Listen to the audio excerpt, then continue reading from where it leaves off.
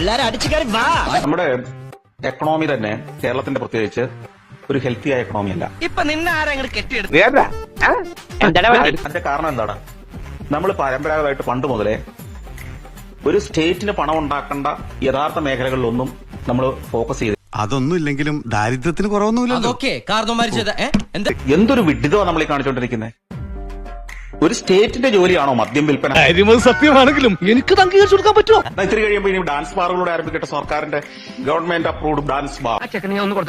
വേണ്ട സാർ, വിവരമുള്ളവർ എന്തെങ്കിലും പറഞ്ഞെന്ന് വെച്ച് വിവരമില്ലാത്ത സാറൻ തന്നെ മറുപടി പറയാം. തമിഴ്നാട്ടിലേക്ക് ചെന്നാൽ നമുക്കറിയാം എത്രയാണ് കോടീശ്വരന്മാരവിടെ. പണം എനിക്കൊരു പ്രശ്നമല്ല. എന്റെയൊക്കെ ബാല്യകാലത്ത് ഇവിടെ ഒരു മേസ്ത്രി പണിക്ക് അല്ലെങ്കിൽ എന്തെങ്കിലും ഒരു പണിക്ക് ഇന്ന് ബംഗാളികൾ വരുന്ന പോലെ വന്നോണ്ടിരുന്ന തമിഴ്നാട്ടുകാരാ. ഇന്ന് ഒറ്റ തമിഴൻ കേരളത്തിൽ നിന്ന് പണിയെടുക്കുന്നില്ല. അങ്ങനെ വരാൻ വഴിയില്ലല്ലോ. പക്ഷെ അങ്ങനെ വന്നല്ലോ. എത്രയോ മലയാളികൾ ഇന്ന് തമിഴ്നാട്ടിൽ പോയി പണിയെടുക്കുന്നുണ്ട്. നേരെ ഇവൻ നമ്മൾ നാളെടുത്തോണേട്ടാ, ഇവനെ കൊന്നാല.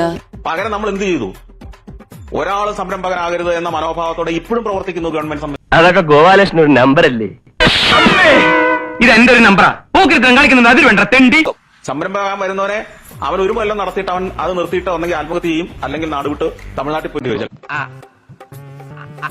അതല്ല.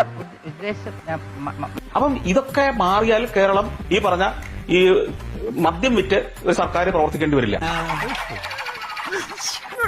നാണക്കേടാ ഇത്. ഇതിനൊക്കെ ഇനി അടുത്തതായിട്ട് വ്യഭിചാരശാലകൾ കൂടി നമ്മൾ തുടങ്ങണം. നാണക്കേടാണത്. നമ്മുടെ മനോഭാവമാണ്. നമ്മൾ സംരംഭകനെ വളരാൻ വിടില്ല, എന്നാൽ മദ്യം വിറ്റ് ജീവിക്കാമെന്ന് കണ്ടെത്തുന്ന എത്ര വിചിത്രമായ ചിന്തയാണ്. എന്റെ വായിക്കാത്ത കയറിയിരുന്ന് വിടുവിച്ചാലേ ശരിയാവും. ഞാൻ ചോദിക്കട്ടെ, സർക്കാർ നടത്തി ഏത് സാധനമെങ്കിലും ഒരെണ്ണം ലാഭമാക്കി എന്റെ കഥ പറയാമോ? ബിവറേജസ് പോലും ഇപ്പൊ നഷ്ടമാണ്.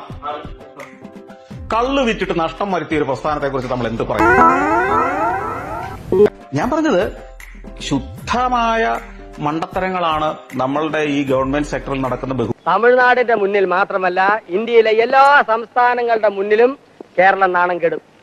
തലതിരിഞ്ഞ രാഷ്ട്രീയക്കാർ നാടിനെ സേവിക്കുമ്പോ നാടിന്റെ തലയെഴുത്ത് തേയും. അത് കേരളത്തിന്റെ വിധി. ഞങ്ങൾ അങ്ങ് ഇറങ്ങട്ടെ. ആയിക്കോട്ടെ, സന്തോഷായി.